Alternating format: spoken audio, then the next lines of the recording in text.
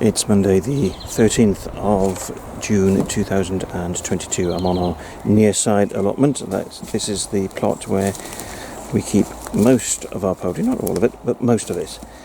And interestingly, over the last week or so, we've had an awful lot of birds go broody.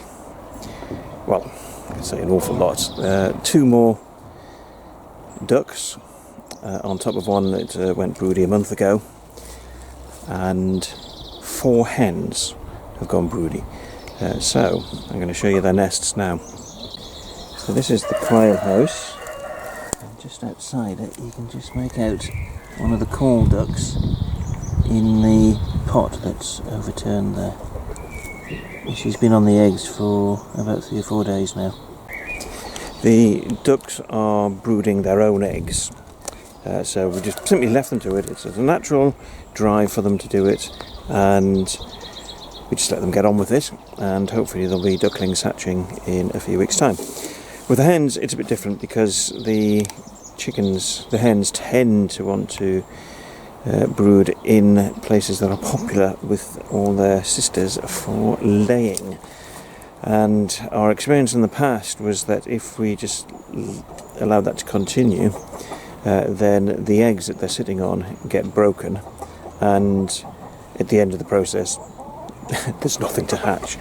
So we take away any eggs that are laid on that nest, and we've given the hens plastic eggs, and in 3 weeks' time, when the eggs would have been hatching, we hopefully will have chicks hatching in the incubators. Or there's a slight flaw to that problem at the moment, which I'll explain in a moment. So here in the goat house, under the milking stand, we have 2 hens next to each other.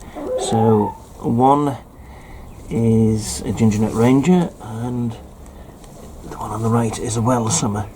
So they've been sitting on the eggs for about 2-3 days now, and they're plastic eggs that they've got. So we keep checking and taking away the large number of eggs that get laid by the other birds on these 2 nests.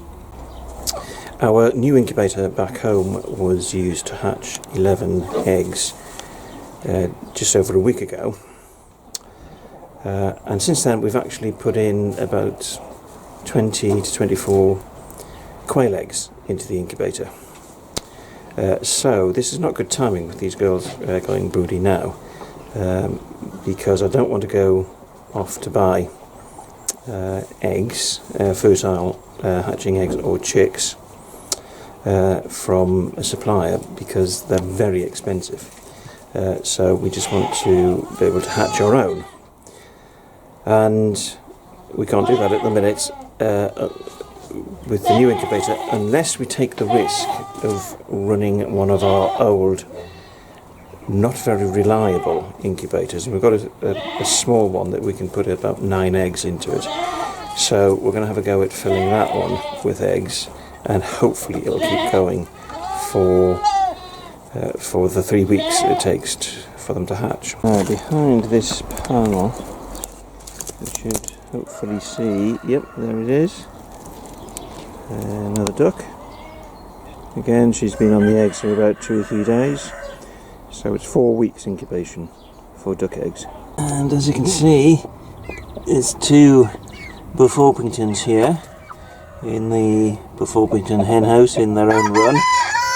They've been separated off from the flock and in their own run so that we can breed them, and these 2 together went broody at the same time. They're quite settled in the hen house. Of course, all the other hens in this run, and there's 7 of them in total, will be back here in the shed overnight. But because they're sitting on plastic eggs, there's no risk to the eggs. It's funny, but where the brooding hens are next to each other, if one of the hens gets up to go and feed or have some water, the other hen pinches all the eggs. So I've got to keep putting the eggs back with or spreading the round between the 2 hens. This is Eric, the Buff Orpington cockerel. Absolutely magnificent bird. We've got... Shut up!